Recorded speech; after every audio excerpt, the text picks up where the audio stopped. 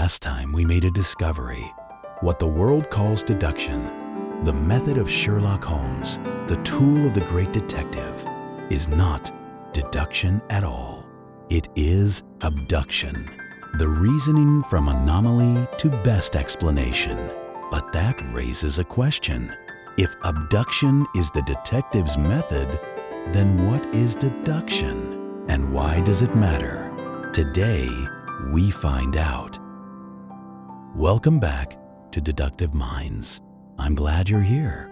In this episode, we go deep into the first pillar, deductive reasoning. We will meet the man who invented it, understand how it works at its core, and, most importantly, learn how to use it in your own life today. To understand deduction, we need to travel back, not to Victorian London, not to Baker Street, to ancient Athens, 4th century BC, and to a man named Aristotle. Aristotle was, without exaggeration, one of the most extraordinary minds in human history. Philosopher, scientist, biologist, founder of formal logic, teacher of Alexander the Great. But among all his contributions to human thought, one stands apart. Around 350 BC, Aristotle invented something that would shape Western reasoning for the next 2,000 years. He called it the syllogism. The syllogism is the skeleton of deductive reasoning. It works like this. You begin with a major premise, a universal statement you know to be true. Then, a minor premise, a specific fact that fits within that universal. And from those two alone, the conclusion follows automatically. No guesswork, no probability, certainty. The most famous syllogism in history, major premise. All men are mortal. Minor premise, Aristotle is a man. Conclusion, therefore, Aristotle is mortal. We did not observe Aristotle's death. We did not run an experiment. We did not guess. We simply followed the logic, and the conclusion was inevitable. That is the power of deduction. When your premises are true, your conclusion cannot be false. Here is what makes deduction genuinely remarkable. It is self-contained. Once you accept the premises, you have no choice about the conclusion. It follows necessarily.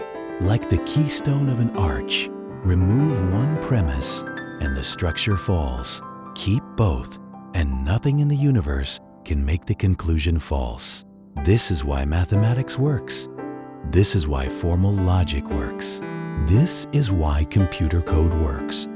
Deduction is the architecture of certainty. But deduction has a limit, and Aristotle himself understood it. Deduction gives you certainty, but only about what is already inside your premises. It unpacks. It does not discover. You cannot deduce something that is not already contained in what you already know. If your premises are wrong, your conclusion, however logically perfect, will be wrong too. This is not a weakness. It is a feature. Knowing the limits of a tool is the first step to using it well. Now, let's bring this home. How do you use deductive reasoning today in your real life? First example, making decisions. You establish a major premise, a rule you truly believe in. I only invest time in things that move me toward my long-term goals. Then a minor premise, a specific situation. Scrolling social media for 2 hours does not move me toward my long-term goals. Conclusion, therefore, I should not spend 2 hours scrolling social media. The logic does the work. You have deduced the right action without emotional interference. Second example, evaluating arguments. Someone tells you, you should buy this product. Everyone successful uses it. Let's apply deductive analysis. What is the hidden major premise here? Everything that successful people use leads to success. Is that true? Clearly not. Successful people also brush their teeth. That doesn't make toothpaste the secret to their achievements. When you train in deductive reasoning, you stop hearing arguments at face value. You see the skeleton beneath. You find the hidden premises, and you test them. Third example, and this is the deepest one, deduction applied to yourself. Most of us carry hidden beliefs, premises we have never examined. I am not creative.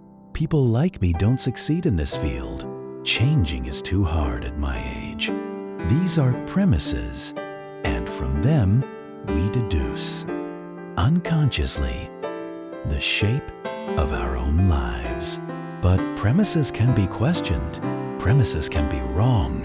If you can find the hidden major premise behind a limiting belief and prove it false, the entire chain of conclusions collapses. That is deduction used as a tool of liberation. Aristotle died in 322 BC, but the syllogism, his gift to human reasoning, has never stopped working. Medieval scholars used it to build theology. Newton used its principles to build physics. Ada Lovelace used its logic to envision computing. Every programmer who has ever written an if-then statement is using Aristotle's skeleton, 2,300 years. And the structure holds. Because a valid deductive argument is not a product of its time. It is timeless. Let's fix this episode in your mind. Deduction begins with premises, universal truths you accept. From those premises, conclusions follow necessarily. Not probably, necessarily. Its power, certainty. Its limit, it cannot go beyond its own premises. Used consciously, it sharpens your decisions, exposes the hidden structure of arguments, and reveals the premises that quietly shape your life. That is Aristotle's gift. 2 millennia later, still working. Next episode, we go deeper into the second pillar, induction, the reasoning that built modern science. And that was shattered in a single afternoon by the discovery of a black swan. How do we build knowledge from incomplete evidence? And how do we avoid the traps that fool even the greatest scientific minds? That is where we're going next. Stay with us.